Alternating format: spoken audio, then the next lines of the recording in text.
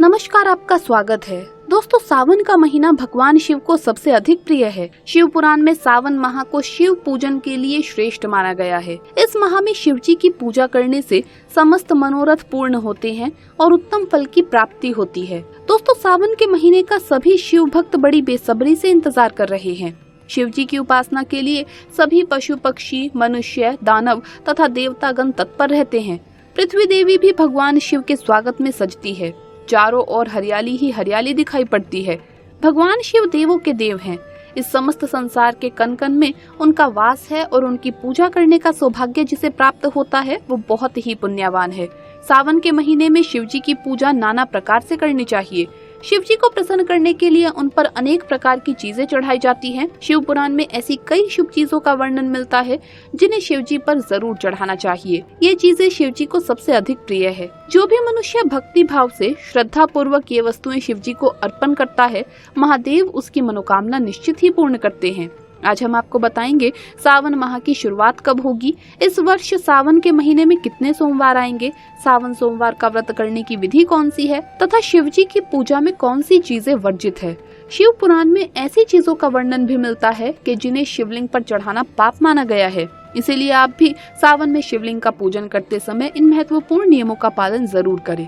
तो चलिए जान लेते हैं सावन के महीने के संबंध में सभी महत्वपूर्ण नियम। दोस्तों, इस वर्ष सावन माह की शुरुआत 4 जुलाई मंगलवार के दिन से होगी। इस वर्ष सावन माह में बहुत ही शुभ संयोग का निर्माण हो रहा है, इसीलिए इस साल भक्तों पर शिव जी की अधिक कृपा बरसेगी। इस साल कुल 8 सावन सोमवार आ रहे हैं, इसीलिए इस वर्ष का सावन माह बहुत खास है। इनमें से 4 सोमवार के व्रत सावन माह से जुड़े हैं और 4 सावन सोमवार के व्रत अधिक सावन मास से जुड़े हैं। सावन माह में मल मास या पुरुषोत्तम मास के आने के कारण इस वर्ष सावन में 4 की जगह 8 सोमवार आने वाले हैं।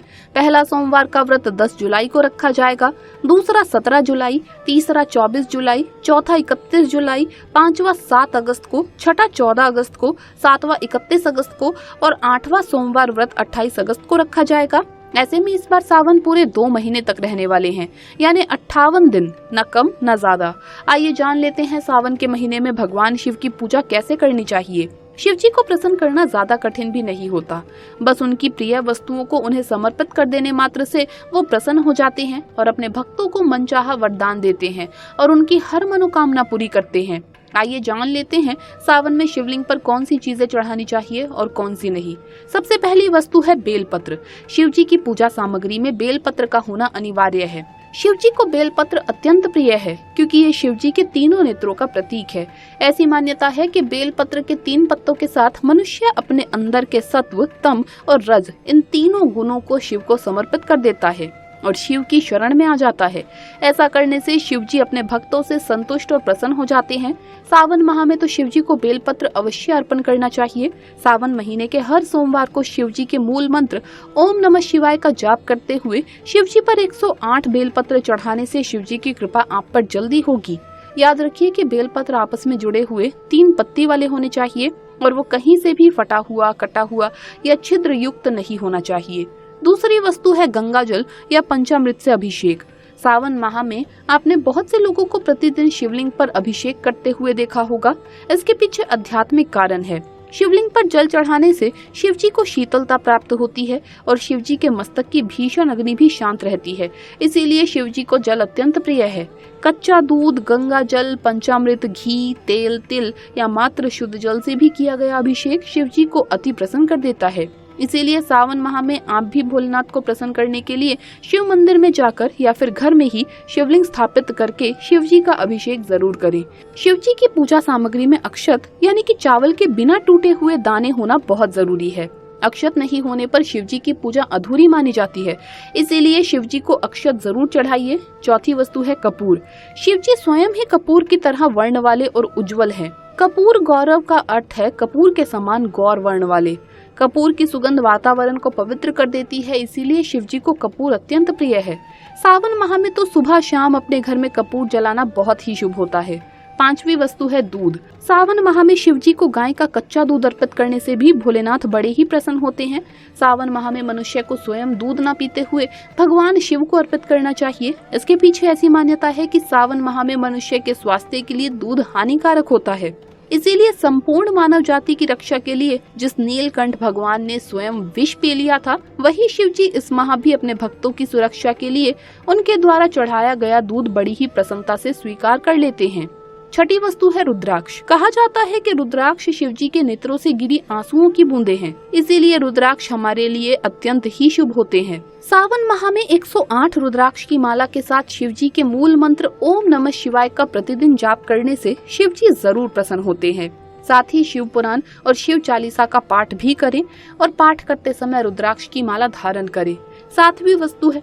7वीं वस्तु है चंदन।